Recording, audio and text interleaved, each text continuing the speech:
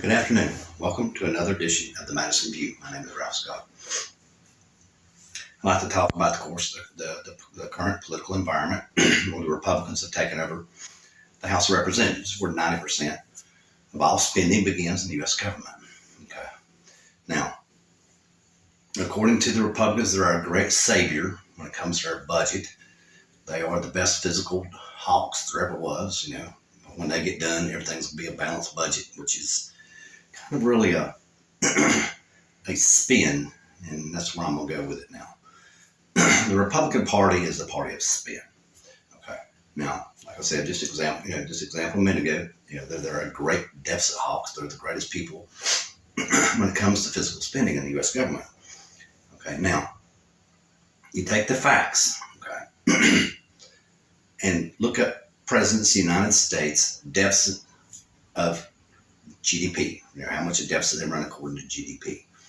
Okay, now you go and look over history. There was two major ones that stand out. Okay, Roosevelt, of course, World War II, 191%. Of course, he was trying to save the world. Okay, the next one, the great communicator, Ronald Reagan, the great conservative, 142% of GDP. Okay, now, if you take it down by actual dollar figures, how Google played it out, because they were even trying to downplay Ronald Reagan as not being as bad. They ranked him down underneath, I think, Trump or Obama. I'm not sure, Trump or Bush. I'm not sure which one they ranked him underneath. But as far as percentage of GDP, 142%.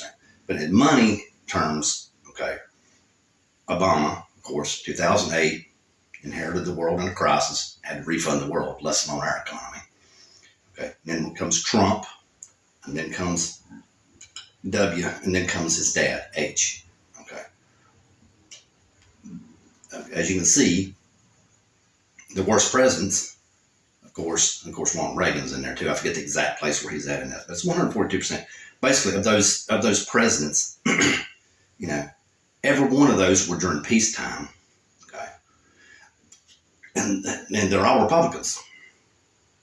And during modern times, there is only one president that has run a surplus. If memory serves me correct, I think 2 to 3 years, actually paid down the deficit, was Bill Clinton. So he was a Democrat. So the great conservative party that's better with our finances is just a big spin. They just do that because there's a Democrat in office. They're trying to spin you into thinking that they're much more better than them. Like I said, Republicans are just a party of extreme. Anything that they could take something and blow it totally out of proportion to make this big inflated balloon, they'll do it. Because they're on after the votes. That's how they run every time. Whenever they're in power, it's going to be the Republicans that will solve everything. When the Democrats in power, we're going to keep the liberals under check. We're going to keep spending under check. That kind of thing. And this is where I'll go with that. Now, the Republicans whine about domestic spending. Okay. Of course, there's only two spendings, in my opinion, in the government. There's domestic and there's military. There's foreign aid and all that kind of stuff, and embassies, and that's military. All that's done for a separate reason. It's done for national security purposes, less on world security purposes. You help a country feed themselves. That's good for yourself militarily. You keep the extremism down in the country, that kind of thing. Okay, but here, the Republicans really harp on domestic spending. Now, here's where they're wrong. It's just a big ploy. Again, they're spinning this thing totally out of control. Totally out of control. Okay, domestic spending has a much higher multiplier effect. And what I mean by multiplier effect, when you give somebody money, of course, it multiplies in the economy faster and much more efficiently with domestic spending. I'll give you an example. Okay, you give a family of four $800 subsidy to survive off of. Okay, there's no way in the world they're going to feed their family with $800. Some kids going to starve to death. They're going to be able to house themselves or whatever. It's going to be an economic disaster and a health disaster, let alone anything else. So it's going to create a serious burden on the system, socially and monetarily. A health crisis, et cetera, et cetera. So therefore, you give them food stamps. Okay, let's say you give them $400 worth of food stamps, and of course $800 worth of income. What you've done is you've taken their $800 and multiplied it by at least 4 times, because there's no way the family would be able to afford to feed themselves and house themselves with $800. There's no way. It's economically impossible. So, I mean, in my opinion, it's almost immeasurable. But let's just pick a figure and say 4 times you've multiplied that family's income by giving them food stamps. Because what happens is, of course, they're going to be spending more money on food, which is good socially, of course. And, you want health reasons and all that kind of stuff. But also the the economic impact up the food chain. The grocery store's going to get more money that they would have not got. Same way it goes. It goes straight up into the food company. The food company will hire more employees. The government's going to get more taxes out of it, et cetera, et cetera. It's just a very high multiplier effect with social spending. And the next, part of the social spending thing is housing. Okay, now give them a rent subsidy. Okay, now with the rent subsidy, in my opinion, the multiplier effect is even higher because it takes the money right further up into the economy. Okay, because 90% of the people who rent homes have an income, if they're a couple, generally above $70,000.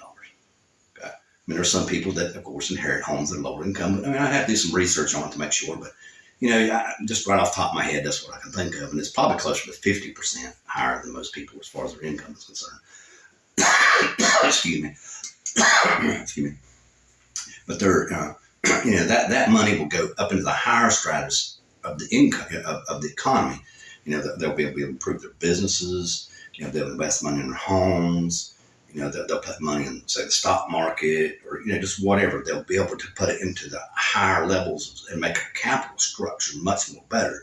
In my opinion, as far as like a subsidy, the housing subsidy affects the rich people more than anyone. So I don't understand why they even complain about domestic spending. I mean, they benefit from the housing subsidy greatly, not a little bit, but greatly. I mean, think about it. I mean, maybe nobody would even rent the home if it wouldn't be for a subsidy, because like I said, if all they had $800, they'd pay off the street. So I mean, it's a big time multiplier effect that domestic spending is. Okay. Now, military spending, in my opinion, only has a 2-time multiplier effect. And the reason why I say that is because the government buys a weapon system, say an aircraft.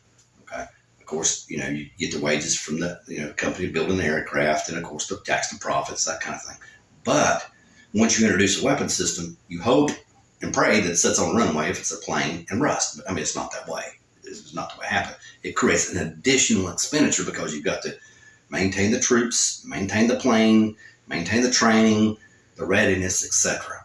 It costs more money than domestic spending does. Yes, it has a multiplier effect, but the only part of the military, in my opinion, that has the best economic effect, of course, is housing the families, which is they give them a housing subsidy. But again, that's an additional expense on top of it. So military spending, in my opinion, is more non-deficit friendly versus domestic spending. Okay, now let me get into the Federalist Papers. See, I was reading 24 through 25, I think it was. I'm not sure exactly. But basically, it's more Hamilton keeping on the tone of the need for a national military, for the federal government to be stronger and control the military and take over our national defense. Because back then, most of the states provided their own military needs. They could be directed by the government to do it, by the legislature that we had.